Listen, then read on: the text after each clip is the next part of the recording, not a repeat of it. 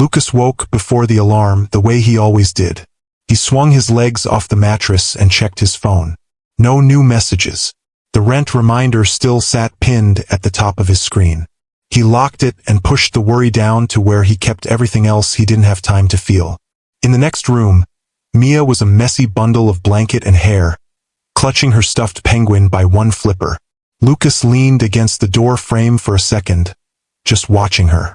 "Hey, sunshine," he whispered. "Time to wake the pancakes."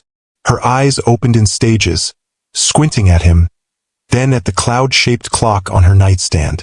"The pancakes are still sleeping," she mumbled, burying her face in the pillow.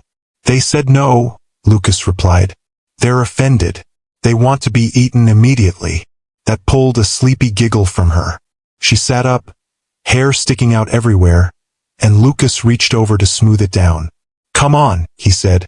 "We've got the early crowd today." By the time they reached the shop, the sky had faded from charcoal to dull gray. The sign above the door still read, "Mason's Morning Grill," the name his father had painted years ago when the place was new. Half the bulbs in the little neon coffee cup were dead now, but it still glowed enough to say, "We're here. Always."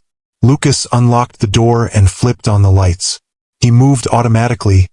Apron on, coffee machine started, griddle heating. Mia climbed onto her usual stool at the end of the counter, penguin propped beside her. "Can I draw the specials today?" she asked. "Sure," he said, handing her a marker and the small whiteboard from the window. "Just no unicorns made of bacon this time." "They should appreciate creativity," she muttered. A couple of regulars drifted in with the dawn. Lucas moved between them with practiced ease, refilling mugs and sliding plates across the counter, his body remembering the steps while his mind kept count of bills. Then the bell over the door chimed in that soft, reluctant way it did when someone pushed it gently instead of barging in. She stood in the doorway for a second, as if asking the room's permission to exist. Same oversized coat, same faded backpack hanging off one shoulder, same dark hair pulled into a loose knot at the nape of her neck. She wasn't old, late 20s, maybe early 30s, but the way she held herself made her look older. "Morning, Rose," Lucas said, as if she were any other regular. Her eyes flicked up, surprised by the warmth in his voice, then lowered again. She nodded once and slipped into the corner booth by the window. That had become her spot over the last few weeks, always the same time, always the same seat, always the same order. She never actually placed that order. Lucas poured a cup of coffee, not too hot, and set it on a tray with 2 scrambled eggs and a slice of toast. Mia watched him, her drawing forgotten for the moment. "Is she here again?" she whispered. "Yeah," Lucas said. "Corner booth." "She looks less tired today," Mia observed. He glanced at Rose as he walked over. There were still shadows under her eyes, but they didn't look as deep. Her hands, wrapped around the strap of her backpack, were less shaky than they had been the first time she'd walked in. Lucas set the plate and mug down gently. "Breakfast," he said. "On the house like always." "You don't have to," she murmured, staring at the coffee instead of him. "I know," he replied. But then who would Mia draw unicorns for? That pulled the smallest ghost of a smile from her. It vanished quickly, but Lucas caught it and stored it away. She ate slowly, every movement careful. Sometimes her gaze drifted to the window, watching the street with a wary attention that didn't fit the sleepy neighborhood. Other times she seemed to be listening for something. Once, when she thought no one was looking, she pulled a folded piece of paper from her backpack and held it like a photograph. Her thumb traced the creases. Then she slipped it back in as the bell chimed for another customer. By 9, the rush had eased. Mia finished her drawing, triumphant. "Look," she said, holding up the whiteboard. "Today's special.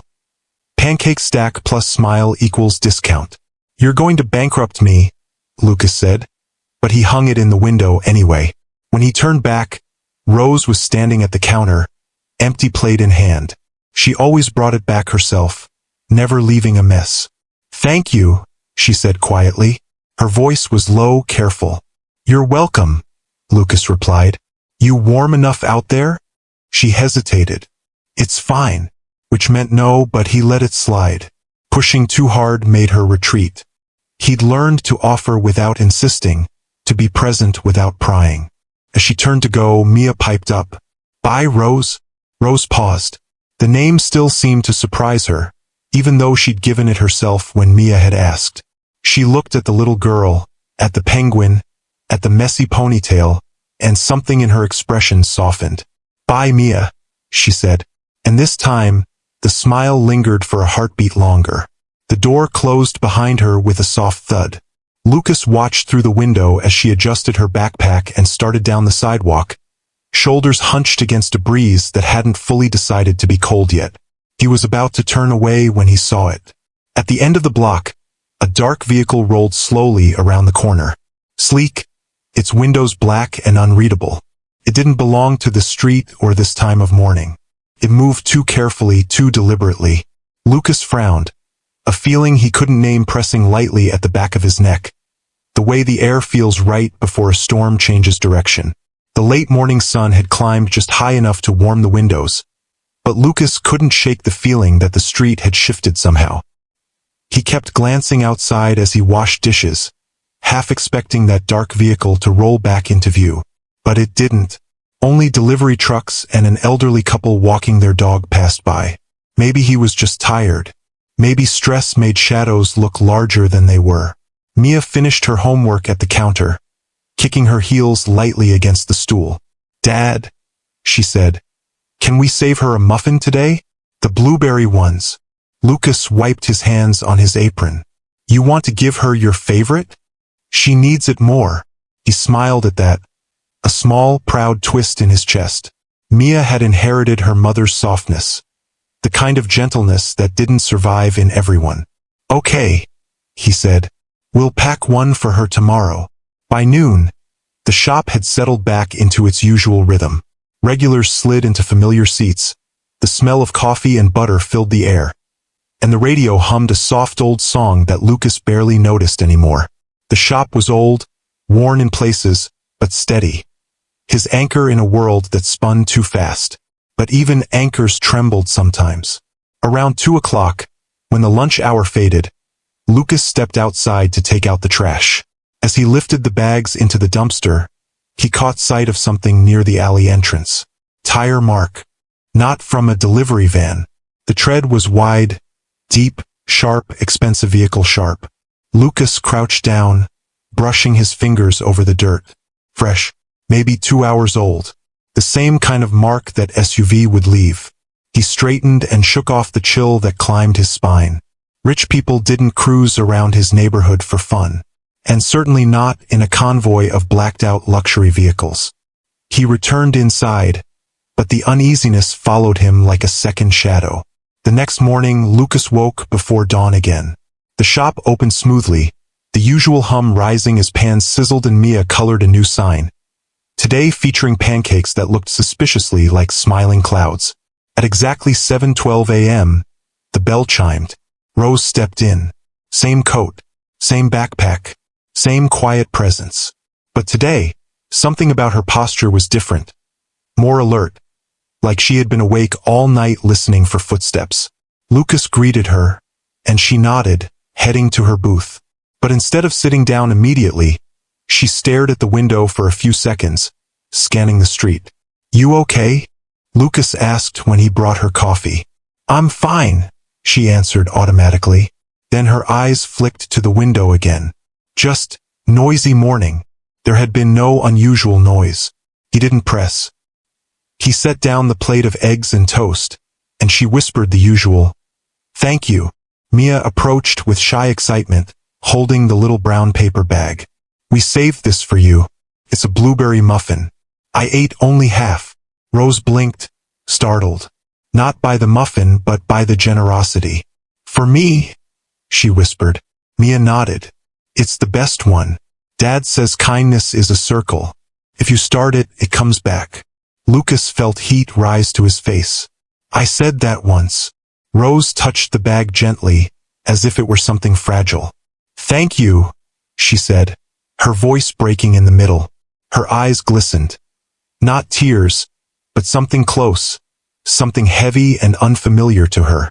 She sat down and held the muffin for a long moment before taking a small bite. The way she closed her eyes told Lucas this wasn't just food. It was warmth she hadn't felt in a long time. But while she ate, she kept glancing out the window, shoulders tense, eyes tracking movements. She was hiding, not just from poverty, from someone specific. Lucas realized it then. The way she always kept her back to the wall. The way her hand tightened on that folded paper. The way she disappeared before crowds formed. The way expensive SUVs had suddenly shown up near his block. She wasn't running from life. She was running from people who were looking for her.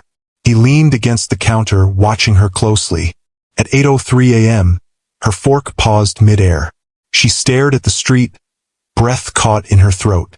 Lucas followed her gaze. A dark SUV turned the corner. Slowly, quietly, deliberately, Lucas felt his grip tighten on the counter.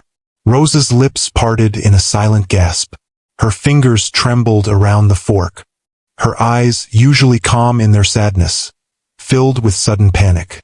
Without thinking, Lucas stepped slightly in front of her booth, blocking the window from her view, like he could protect her from something he didn't even understand. "You're safe here," he murmured. She stared up at him, stunned. No one had said that to her in a long time, maybe ever. The SUV didn't stop. It kept driving, passing the shop, continuing down the street like a shadow sliding over water. Rose exhaled shakily and sank back into the booth. Lucas returned to the counter, pretending everything was normal, but his pulse raced. The room felt smaller, tighter, as if the walls leaned in to listen. Something was coming. Something big enough to send 4 luxury vehicles into a rundown neighborhood. Something big enough to make Rose flinch at every sound. Something big enough that Lucas, who barely had $200 in his account, felt suddenly responsible for protecting a woman he didn't really know. When Rose finished eating, she walked up to the counter to return her plate, but today her hands shook too much to hide it. "Are you sure you're okay?" Lucas asked softly. She hesitated, looking at him like she wanted to tell him the truth, like she wanted anyone, to share the weight she carried. But fear won. "I'm fine," she whispered. She walked out, moving faster than usual, disappearing down the sidewalk like a shadow against the morning light. Lucas watched until she turned the corner. The street quieted again, but the unease didn't leave. Because deep down, he knew this wasn't the last time he'd see that SUV. Something was circling their lives. Something approaching. And whatever it wasn't coming quietly. The following morning settled over the neighborhood in a strange kind of stillness. One Lucas couldn't name, but felt in his bones. Even the usual early joggers seemed fewer. The buses passed with their lights dimmer than usual, their engines quieter. Something in the air hovered on the edge of change. Lucas set out the chairs in front of the shop, wiping each one down while Mia wrote the day's special on the signboard. "Dad," she said, "do you think Rose will come today?" He nodded, but not with certainty. "She always does." But when the bell chimed at exactly her usual time, 7:12 a.m., it didn't sound like a routine morning. It sounded like a moment taking a breath. Rose stepped in, but she wasn't the same as yesterday. Her face was pale, even beneath the dim shop lights, and her hands clutched her backpack tightly to her chest as if it were armor. She scanned the room twice before sitting down. Her breathing was too fast, her eyes too alert. Lucas approached her booth slowly, like one might approach a skittish bird. "Morning," he said softly. She nodded weakly. "Morning." He set down her coffee, but she didn't reach for it. She kept staring out the window. Lucas followed her gaze, nothing. Just the street, quiet and harmless. But Rose didn't see harmless. She saw threat. He could almost see the memories flickering behind her eyes, whatever she was running from. Something powerful. Something familiar enough to terrify. Mia came over, oblivious to the tension. "I made you a card," she said proudly. It was a folded napkin covered in little hearts and a stick figure with a muffin. "It's you." And the muffin. Rose blinked. Once, twice. Then her lips trembled. Not from fear this time, but from something softer, something fragile. "Thank you," she whispered. But her gaze kept sliding back to the street, her shoulders flinching at every engine's hum. Lucas gently pulled Mia back toward the counter. "Let her eat first, sweetheart." The morning rush began, small but steady. Customers entered, ordered, chatted, left. But Lucas watched Rose every time he passed her booth. At 7:43, she stiffened. Lucas felt it before he saw it. The air shifting, that same subtle pressure building behind his ribs.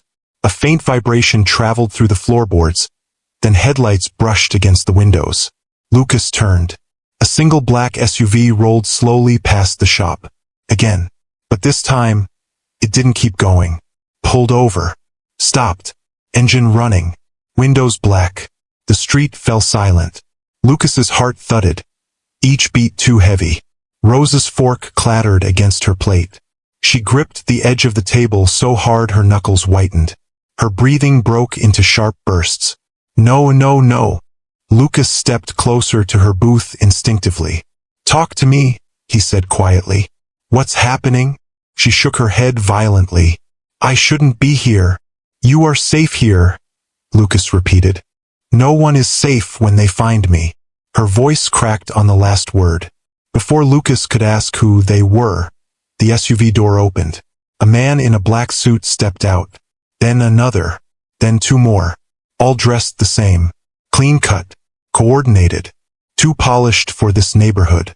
"Stay here," Lucas murmured to Rose, though he had no idea how he'd protect her if things went wrong. He moved toward the counter as the men approached the shop. They didn't hurry. They didn't threaten. They walked with the calm confidence of people who always got what they came for. Mia grabbed his apron, whispering, "Dad, are they police?" "No," Lucas breathed. "No, I don't think so." The bell chimed as the men stepped inside, for shadows crossing the small shop. Every customer froze. Lucas swallowed hard. "Can I help you, gentlemen?" The lead man ignored him completely. His gaze slid across the room, searching, measuring. Then he saw her. Rose had shrunk into her booth, her shoulders folded inward, her fingers pressed against her mouth to muffle a cry, her eyes terrified. The man's breath hitched, just barely, but Lucas saw it. He stepped forward slowly, like someone approaching a wounded animal. "Ma'am," his voice cracked. "Ma'am, we finally found you." The shop fell into stunned silence. Rose didn't move, didn't blink. She seemed to fold even further into herself. Lucas stared between them. "Found her? What do you mean found her?" The man didn't look at Lucas. His eyes were fixed on Rose with an expression that wasn't anger or relief, but devastation. "Your family has been searching for you for 11 months, he said. "Your father, your brothers, everyone. They thought," he swallowed hard, "they thought you were gone." Lucas felt the floor tilt beneath him. Rose wasn't homeless. She was missing. The lead man's voice softened further. Please come with us. You're safe now." Rose shook her head, tears streaming silently. "No, I can't go back." A second man stepped forward, gentler. "Ma'am, your father is waiting for you. He hasn't slept for days." Lucas's eyebrows shot up. Days? 11 months? Black SUVs? Guards? Who was she? He turned to Rose. "Is this true?" Her lips trembled. She didn't answer. The lead man reached into his coat slowly. Lucas tensed, but the man pulled out a photograph. He placed it on the table in front of Rose. Rose stared, and broke. A sob tore from her chest, the sound of a heart cracking open. Mia clung to Lucas's side in fear. Customers whispered. The entire shop seemed to hold its breath. The man's voice was barely above a whisper. "Please come home, Miss Rosalind Hale." Lucas froze. Hale? As in Hale Industries? As in the billionaire Hale dynasty whose missing daughter had been flashing across news channels a year ago?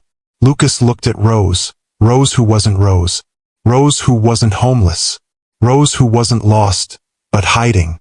She covered her face, sobbing silently. The man stepped closer. "We're here to take you home." Lucas didn't know what home meant in her world, but he could tell she didn't want to go.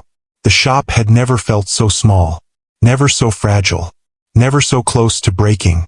The shop felt too still, as if every sound had been swallowed by the shock hanging in the air. Lucas couldn't take his eyes off her, off Rosalind Hale, the name echoing in his mind like a bell struck too hard. She wasn't the quiet homeless woman who cherished warm toast and silence. She was someone the entire city, maybe the entire country, had been looking for. But right now she looked like a terrified child. The lead guard stepped forward gently, lowering himself so he was eye level with her. "We're not here to hurt you," he said softly. "Your father has been." "Stop." Her voice was barely a whisper. "Please." The man froze. Tears slid down her cheeks, dripping onto her coat. "Don't talk about him. Not here. Not like this." Another guard, a younger one with worried eyes, spoke quietly. "Miss Hale, we only want to take you home." She shook her head. "That place isn't home. Not anymore." Lucas felt Mia trembling against his side. He rested a hand on her head, trying to keep her calm. He didn't know what was happening, but every instinct in him flared. Protect, shield, anchor. Rosalind wiped her face with shaking fingers. "I told you. I told everyone. I didn't want to be found." The lead guard's voice cracked. "We can't just leave you out here. Not after what happened. Not after what you went through." Her breath hitched sharply, trauma flashing across her expression so quickly Lucas felt it like a ripple in his own chest. "What happened to you?" Lucas asked softly. Her gaze snapped to him, raw and cracked open. She didn't answer with words, but the pain in her eyes was louder than anything she could have spoken. The lead guard exhaled shakily. "She went through an incident last year, a serious one, and afterward she disappeared. Ran away. Disappeared." Lucas repeated. "Voluntarily," Rosalind whispered. "I didn't want their world anymore. I didn't want the expectations, the pressure, the noise, the lies. I just wanted to breathe." The younger guard stepped closer. "Your father thought he lost you. Everyone did." "He lost me long before I left," she rasped. A hush swept over the room. Lucas felt something twist inside him. He'd seen that look before, the kind worn by people escaping something invisible, emotional, suffocating. Running from abuse didn't always leave bruises you could point to. The guards exchanged a helpless look. Rosalind clutched her backpack tighter, as if she could disappear into the seams. "I don't belong there. Not anymore." One guard tried a different angle. "We understand you needed space, but we found your journal pages. You wrote about a man who feeds you breakfast every day. A man who treats you like a person, not a headline." Lucas blinked. "Me?" Rosalind squeezed her eyes shut, embarrassed. The guards nodded. "We tracked the description to this shop," the younger guard explained. "It wasn't easy. You were very careful to hide your trail. But kindness leaves footprints too." Lucas didn't know what to say. He hadn't done anything extraordinary, just offered food, warmth, dignity. But to her it had meant something bigger. Rosalind's voice shook. "They won't listen. They'll force me back. They'll pretend everything is fine. But nothing is fine. Nothing has been fine for years." The lead guard softened. "Your father isn't angry. He's broken." That hit her, a painful crack in her expression. Lucas stepped forward gently, putting a hand on her table. Not touching her, but offering presence. "You don't have to go with them if you're not ready," he said. "No one gets to force you." The guards stiffened, but they didn't argue. Rosalind stared at Lucas, and something steady formed in her gaze. Trust. The kind that blooms slowly but all at once. "I don't want to go back," she whispered. "But I can't keep running either." Lucas nodded. "Then tell them what you need." She wiped her tears again, inhaling shakily. Her voice steadied. "I'll go, but not today. Not like this. And not unless—" She paused, gathering courage. "Not unless he's safe." "Safe," Lucas echoed. She turned to the guards. "You don't touch him. You don't threaten him. You don't question him. He helped me survive. If I go with you, he is off limits. The guards looked stunned. Not hostile, just surprised by her steel.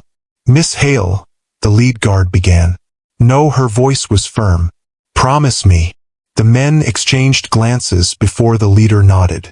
You have my word. And your father's. Something in her shoulders eased. Just slightly. Lucas blinked. You didn't have to do that. Yes, she said quietly. I did. Mia, still gripping Lucas's hand, whispered, Is she in trouble, Dad? Rosalind wiped her tears again and walked slowly toward Mia, kneeling so she was eye level. No, sweetheart, she murmured. I'm not in trouble. I just got lost for a long time. Mia nodded like she understood, even if she really didn't. Rosalind looked back at Lucas. I'm sorry, she whispered. I never meant to bring this into your life. Lucas shook his head. You didn't bring trouble. You brought yourself. And that's not something to apologize for. Her eyes softened. One of the few moments she looked like a woman and not a shadow of one. The guards cleared their throats gently. We'll wait outside, the lead man said. Take your time. They stepped out, closing the door behind them, leaving Rosalind standing in the quiet shop, trembling but no longer alone. She took a deep breath. Lucas, thank you. For the meals. For the warmth. For not asking who I was when I couldn't remember who that even was. He nodded. You're welcome. And for what it's worth, whatever story you're carrying, I'm glad you walked into my shop. Her lips trembled into something like a small, real smile. I'll go with them, she whispered. But I'm coming back before anything changes. I need to tell my father something. Something important. Something about the man who saved me. Lucas's brows knitted. Saved you? Rose, all I did was. You fed me when I had no name, she said. That is saving someone. She tightened her grip on her bag, turned toward the door, and paused. Lucas, don't close the shop early, she said softly. Your life is about to change. He blinked. What does that mean? She didn't answer. She stepped outside, and the 4 black SUVs closed around her, not as hunters but as escorts reclaimed. Lucas felt the ground shift beneath him. Something had been set into motion. Something big. Something irreversible. The shop felt emptier the moment she left. The SUVs rolled away slowly, not with the cold authority of enforcement, but with the gravity of a family retrieving a piece of its heart.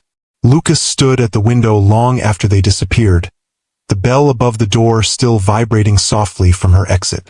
Mia tugged on his apron. Dad? Is Rose coming back? Lucas didn't know. The world she belonged to was nothing like theirs.